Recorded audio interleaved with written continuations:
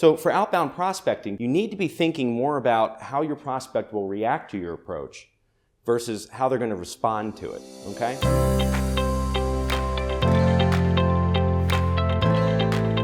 At this stage in the game, your prospects are far less likely to make decisions based on logic. And one of the biggest challenges with outbound is getting prospects to take your desired action. One effective way of doing this is a technique I call anchors and sequences. Let's take a look at how we can apply this technique to outbound prospecting. Say I'm reaching out to a prospect with the goal of scheduling a discovery call. A typical outreach may sound something like this. Hi, George. We specialize in helping HR executives increase retention at their companies. I wanted to see if we could hop on a call this week.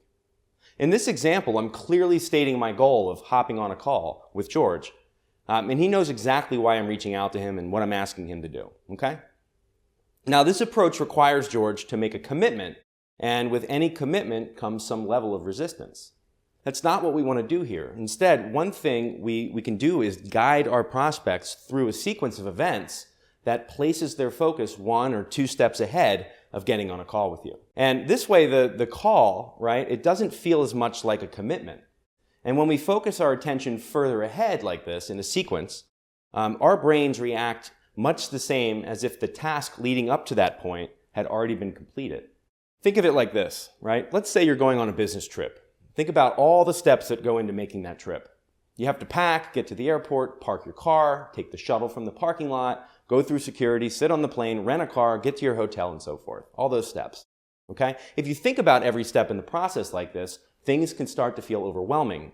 And what's happening here is your mind is getting bogged down with every step of the process, and that's creating some level of resistance and the feeling that every part of the process is a chore. Now, imagine for a moment that you've got a really big meeting on this trip. Maybe you're speaking at a conference or something like that. Chances are, as you're going through the motions of traveling, like getting to the airport, getting on the plane, checking into your hotel, and so forth, you're thinking about your meeting and how it's going to go. Maybe you're doing some additional prep on the way. The sequence of events in both cases are exactly the same steps, okay? Nothing changes. But when you were focused on the later stage in the process, the meeting, right, you weren't focused as much on the individual components of the task, and that removed resistance. So in this example, the sequence of events included the act of traveling, while the anchor was your meeting. Now let's try doing the same thing with cold outreach to prospects, whether it be a call or email, okay? Here's an example. Hi, George. I read your article in TechCrunch and was really impressed with some of the points you made about employee retention. We specialize in helping HR executives increase retention at their companies, and I think there may be a fit here. Our CEO is doing a live demo next week for a small group of HR executives, and I wanted to share some information with you just to qualify your level of interest. Can we connect briefly at some point this week?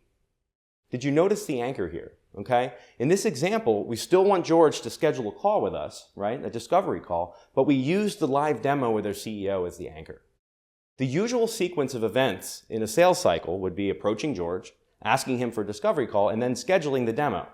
By switching the order of the sequence, mentioning that our CEO is doing a demo just before we asked for the call, what we're doing is we're shifting George's focus to the demo and away from the act of scheduling the call. This kind of an approach can remove resistance, as getting on a call no longer feels like much of a commitment because the prospect's mind is already 1 step ahead in the process. By directing the prospect's focus to a step that they aren't yet being asked to commit to, what we're doing is we're making the next step, hopping on a call with you, not feel like much of a step at all.